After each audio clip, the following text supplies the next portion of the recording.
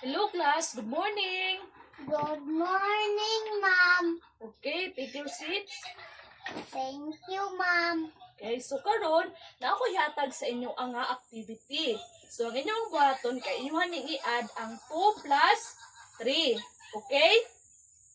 Okay, Ma'am. O sige. So tagaan ta mo 5 minutes para inyong ning i-solve.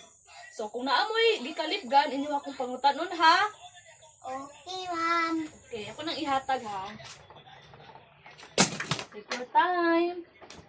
Saon mani uy. Nunsa ka, G? Dili ko kabalo ani, Ma'am.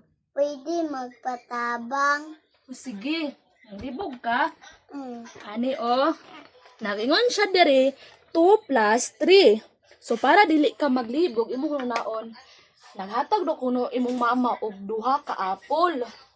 Duha ka apple ha. Ug gitagahan pud ka sa imong papa og 3 ka apple. So pila naman imong apple? 1, 2, 3, 4, 5. Okay, very good. So ang imuhang apple do kuno kay 5. Okay, so ibutang dira imong ang 5.